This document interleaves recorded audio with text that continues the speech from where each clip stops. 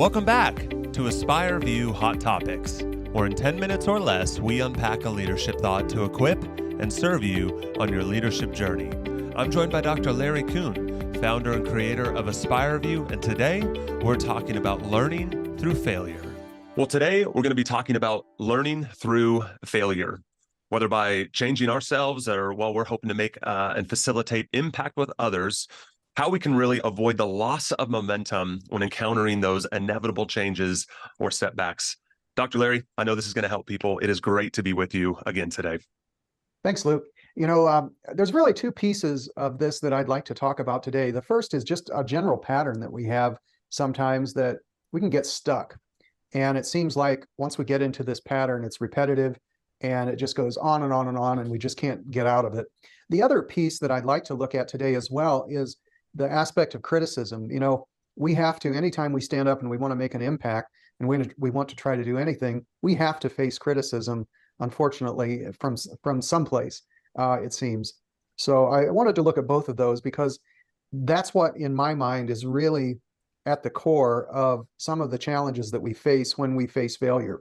So here's the story about getting stuck. As a kid, one of the tasks that I would often be given would be to get out, get on a tractor, and spend hours in the field. And in this one particular field, it was always my nemesis. There was this big wet hole right in the middle. And it was just like a challenge for me. I wanted to see how close I could get. And inevitably, I would find myself spinning my wheels. And here's kind of the metaphor. Anytime you really want to try to make progress, you do run a risk of getting into a pattern where you'll spin your wheels. And so here's often how it would unfold. I would get too close to the wet hole, and then I would find that my wheels would start spinning. And if I didn't catch it soon enough, then I would continue to spin my wheels and I could just feel my tractor sink right down into the mud. If I would be attentive, then I could have lifted my disc a little bit, taken some of the load off, and continued my momentum. But something happens when we think, well, I could just put more power to it, use a bigger hammer, just push my way through. And so then what would have to happen? I'd have to get off the tractor because it was not moving. I need to walk up to the barn.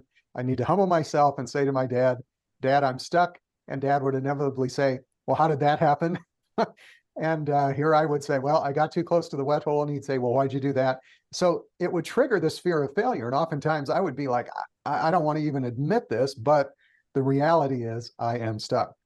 And usually my dad, rather than berating me because of my deficits, he would say, "Well, I guess we need to learn something about this and let's get the other tractor." So we'd hop on the other tractor and together we'd ride back, and I'd be on the drawbar hanging behind, and we'd have a log chain. And so we would position his tractor up in front, up on the dry spot on the hill where it was not muddy, and we would connect the log chain to the front of the tractor. I'd get on my tractor, he'd be on his tractor, we'd tighten up the chain, and then he would just gradually pull me out. Again, there was a couple of things that I needed to notice in terms of how to get unstuck.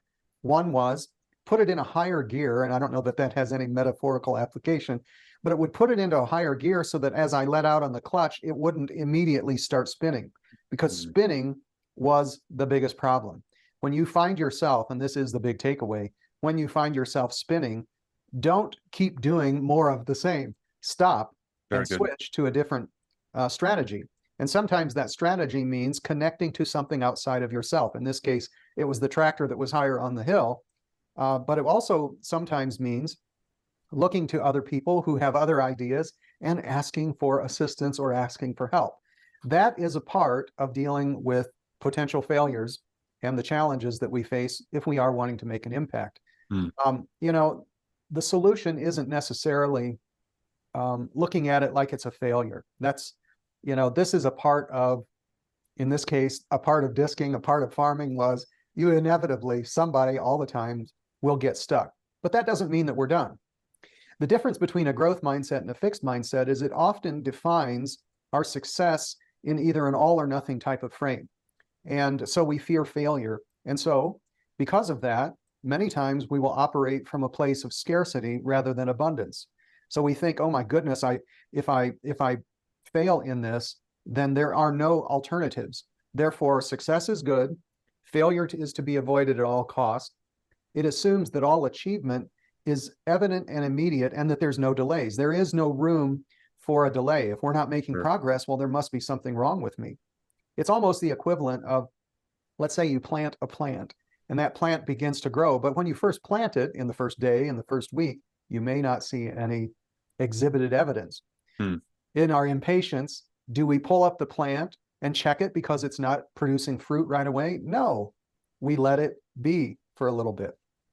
So the challenge here with a fixed mindset is we often want a temporary evidence to show that we're okay so that we can say that we're not unsuccessful, because after all, failure is the worst of anything. So I must always appear to be making progress.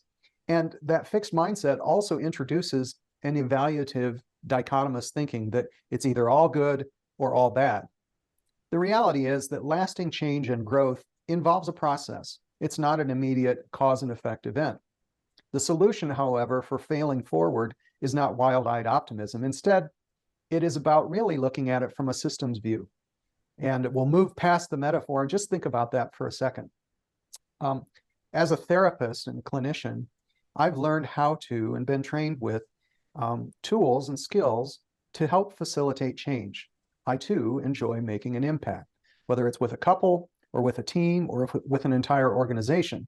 I've learned about interventions, and they're not something that you do to someone. They're a way of engaging with a system to help facilitate change. That type of strategy resorts often, if we are not careful, to a power and control method. So many people, and I've met them, they see themselves as experts. And so what they're going to do is they're going to come and they're going to do something to the system. They're going to make a change and make impact. And it usually involves them elevating themselves as the expert. So failure is not an option. That's the wrong mindset. If you take a collaborative mindset, you recognize, hey, I'm not perfect. Maybe I don't know it all. And then I'm not quite so heavily invested in getting that temporary outcome that I want to have. It's taking more of a long-term approach. When outcomes are a litmus test to validate our own worth, everything becomes way too crucial. If I looked at myself on the tractor and said, I'm a horrible farmer just because I got stuck, how silly that would be. But I get it. We really are quite interested in looking good and projecting an image of success. Why? I never get stuck. I'm always successful. Well, similar to the pattern of shame, fear, and control that we discussed earlier, when things don't go as planned, we typically tend to overestimate our efficacy and say, well, I should, and I'm actually better than failure would allow.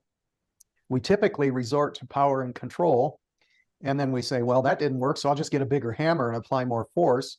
And if that doesn't work, what we do is we blame somebody. So, kind of here's the question. Would you rather work with somebody who is highly motivated to always be right and look good, or someone who can identify with the struggle, remain steadfast, curious, and hopeful? That's the person that I want to work with, and that's the person that I want to be. So now, Luke, I know you've had a chance here to kind of listen to my story about the farming challenge of getting stuck. What's been going through your mind as you have listened to the story of getting stuck and facing failure when we're trying to make an impact? Yeah. Well, I can certainly relate to it. That's for sure. And as you were describing that, almost the walk of shame back into your dad's barn and having to, have that conversation. It's a little lighter maybe when we're talking farming, but maybe someone's talking about a business plan or a lifelong career trajectory or whatever it might be. I'd be curious to know, when being maybe kind of imprisoned to that fear or imprisoned by that fear of failure, what are some of the first steps to breaking those chains and finding that freedom? I think number one is...